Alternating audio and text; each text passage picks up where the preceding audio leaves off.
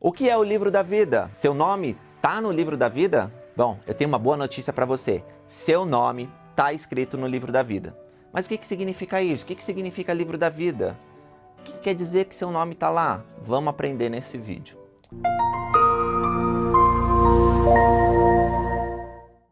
O livro da vida é um registro feito nos céus. Ele também é chamado de o livro do Cordeiro ou o livro dos santificados.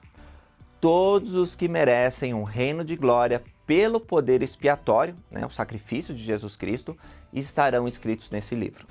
Esse livro será usado no julgamento final. Ter o nome riscado desse livro é o mesmo que ser condenado às trevas exteriores, o estado de condenação da alma, que significa não ter salvação nenhuma. O presidente Brigham Young, que foi o segundo presidente da Igreja de Jesus Cristo nos últimos dias, ensinou o seguinte: os nomes de todos os filhos e filhas de Adão já estão escritos no livro da vida do Cordeiro. Chegará a época em que serão apagados? Sim, quando se tornarem filhos de perdição. Não antes disso. Toda pessoa tem o privilégio de manter seu nome nesse livro para sempre. Se negligenciar esse privilégio, seu nome será apagado. Não antes disso. Todos os nomes da família humana estão escritos nele, e o Senhor irá mantê-los ali até alcançarem o conhecimento da verdade, a ponto de poderem rebelar-se contra ele e pecar contra o Espírito Santo. Serão então lançados no inferno e seu nome será apagado do livro da vida do Cordeiro. Isso significa que todos os que nascerem nessa terra já possuem seu nome no livro da vida, pois aceitaram Jesus Cristo antes de nascer. Aqueles que não aceitaram o plano do Pai Celestial, na vida pré-mortal, no primeiro estado, e decidiram seguir Satanás, foram privados do privilégio da mortalidade, pois não guardaram seu primeiro estado.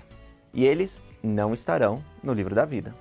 Mas para manter o nome inscrito neste livro, deve-se cumprir os mandamentos. O pecado pode fazer com que seu nome seja riscado e tirado do livro. E se isso acontecer, há condenação.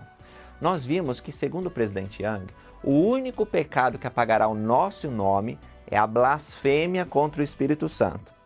Isso nos ajuda a entender que todos os que puderem suportar uma glória celestial e terrestrial ainda manterão seus nomes no livro da vida. Não se preocupe que eu vou explicar exatamente o que significa essas glórias mais para frente. Por mais pecados e rebeldias que as pessoas possam cometer, veja, elas aceitaram Jesus Cristo antes de nascer. E elas vão cumprir pelo menos 2 mandamentos, de confessar que Jesus é o Cristo, pois todo joelho se dobrará, toda língua confessará isso. E o de não cometer o pecado imperdoável. Após as pessoas mais rebeldes que você possa imaginar pagarem por seus erros, eles vão ser redimidos e pela graça de Cristo eles serão salvos num reino de glória correspondente ao nível espiritual que merecerem. Apenas, então estou repetindo, apenas aqueles que cometerem um pecado imperdoável é que terão seus nomes riscados. De alguma forma, o livro ele não apenas contém os nomes, mas ele armazena em cada nome um registro completo do que fazemos, pensamos e somos. Daí dá para ver bem que qualquer registro feito na Terra nem se compara ao que é feito nos céus. Pode acontecer, por exemplo, de algum transgressor manter seu nome intacto nos registros da igreja. O presidente Joseph Fielding Smith, que ele também foi um presidente da igreja, ele falou o seguinte a esse respeito: não seremos salvos no reino de Deus somente por nosso nome constar nos registros da igreja. Será preciso mais que isso. Nosso nome terá que estar inscrito no livro da vida do Cordeiro. Esta é a prova de que guardamos os mandamentos.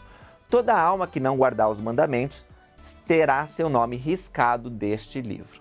Deus não se deixa escarnecer. Está lá em Gálatas 6:7. O manual Princípios do Evangelho explica o seguinte: o profeta Joseph Smith disse que os mortos serão julgados pelos registros mantidos na terra. Seremos também julgados pelo livro da vida que é mantido nos céus. Todos nós compareceremos ante o tribunal do Santo de Israel. Então, seremos julgados de acordo com o santo julgamento de Deus. João, o amado, lá no Novo Testamento, teve a seguinte visão: e abriram-se os livros, e abriu-se outro livro, que é o da vida, e os mortos foram julgados segundo as suas obras. Os livros mencionados referem-se aos registros de suas obras feitos na terra. E o livro, que era o livro da vida, é o registro que se faz no céu. Mais uma vez, vemos que o livro da vida faz mais do que registrar e manter nomes. Ele qualifica o nome segundo a retidão do seu possuidor, de maneira que os que forem justos estarão inscritos nele para receberem uma herança à mão direita de Deus. Mas, especificamente, estes serão considerados santos, e é por isso que poderão ser diferenciados dos demais escritos no livro, e herdarão a vida eterna. Nesse ponto, vamos lembrar a doutrina dos reinos de glória, que está nas Escrituras. No julgamento final, nós herdaremos um lugar no reino para o qual nos preparamos. As Escrituras ensinam que há 3 reinos de glória: o reino celestial, o reino terrestre e o reino telestial. Jesus Cristo ensinou que na casa do seu Pai há muitas moradas. O apóstolo Paulo explicou melhor sobre essas moradas quando disse que conheceu um homem que foi arrebatado até o 3º céu. E mais tarde ele falou sobre as diferenças nos reinos de glória. Ele disse que a glória celestial, ele disse que existe a glória celestial, a glória terrestrial e a glória telestial. Ele comparou esses reinos de glória com a luz dos astros para diferenciá-los na mente dos seus leitores. Ele disse: o reino celestial, ele é comparado ao sol. O reino terrestrial, a glória é comparada ao brilho da lua. E o reino telestial, ele tem a luz como a das estrelas. Em Doutrina e Convênio 76, que é uma gloriosa visão que o Senhor deu para Joseph Smith e Sidney Rigdon, o Senhor ele descreve a forma como podemos escolher viver na mortalidade. Explicou que nossas escolhas elas vão determinar para qual reino nós estamos preparados. Nós aprendemos nessa revelação que até mesmo os membros da igreja, eles podem herdar reinos diferentes. Não significa que você é membro da igreja e já tem garantia para ir para o reino celestial. As Escrituras nos ensinam que os que herdarão o reino celestial são aqueles que receberam o testemunho de Jesus, creram em seu nome e foram batizados, que guardando os mandamentos puderam ser lavados, purificados de todos os seus pecados e receberam o Santo Espírito. Esses são aqueles que venceram o mundo pela fé, são os justos e puros, aos quais o Espírito Santo pode selar com suas bênçãos. Esses são aqueles que vão herdar o mais alto grau. Dentro do reino celestial, aqueles que herdarem o maior estado, o maior grau dentro desse reino, terão que ser casados para toda a eternidade no templo. E eles terão exaltação. Vão viver com o Pai Celestial e Jesus Cristo e vão ser semelhantes a eles. No reino terrestrial irão aqueles que rejeitaram o Evangelho de Jesus Cristo aqui no período mortal na Terra, mas que receberam depois, no mundo espiritual. São as pessoas honradas na Terra, mas que foram cegadas para o Evangelho de Jesus Cristo pelas artimanhas dos homens. São também aqueles que receberam o Evangelho e um testemunho de Jesus, mas que depois não foram valentes. Essas pessoas terão a oportunidade de ser visitadas pelo Senhor Jesus Cristo, mas não receberão Pai, nem poderão se tornar semelhantes a Ele. Aqueles que irão para o reino celestial, eles não receberam o Evangelho, nem o testemunho de Jesus Cristo. Não receberam na terra e nem no mundo espiritual. Eles vão sofrer por seus pecados no inferno até depois do milênio, quando então ressuscitarão. Estes são os mentirosos, os feiticeiros, adúlteros, os libertinos, todo aquele que ama e inventa mentira. Essas pessoas são tão numerosas quanto as estrelas do céu e as areias da praia. Elas vão ser visitadas pelo Espírito Santo, mas não pelo Pai e nem pelo Filho. E Deus ama tanto essas pessoas que depois delas pagarem ainda terão um grau de salvação. Pode ver, como Deus é bondoso. Agora, existe um outro reino, que é um reino sem glória, que é chamado trevas.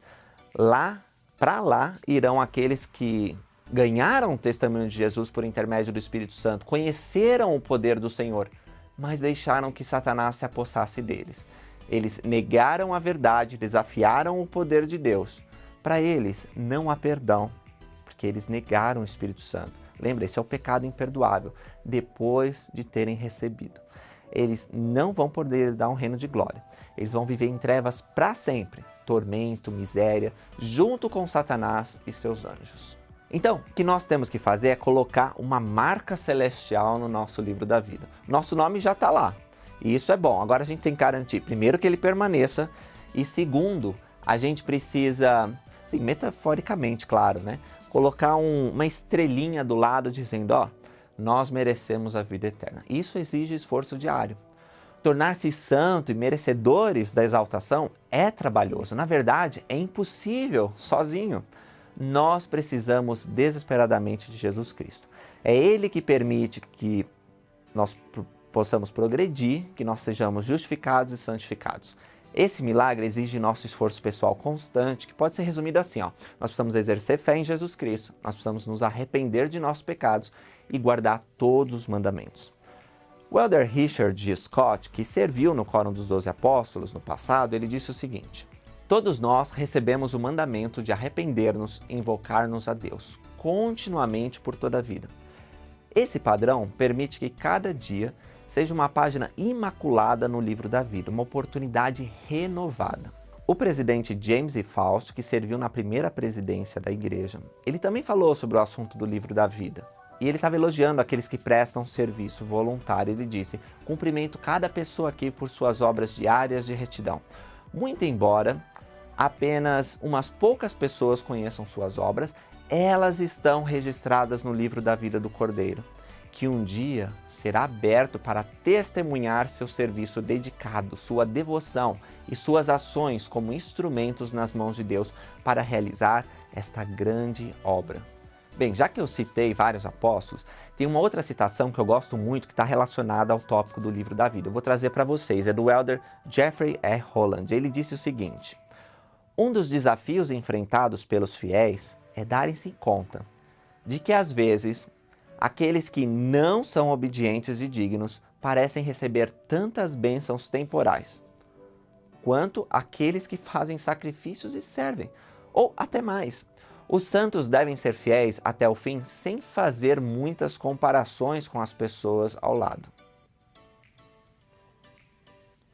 Não há dúvida que o sol nascerá também para os infiéis, e talvez, em algumas ocasiões, brilhará ainda mais do que para os justos, mas a fé e a devoção dos fiéis são registradas no livro da vida do Cordeiro, e dia virá em que eles serão contados entre suas joias de Deus.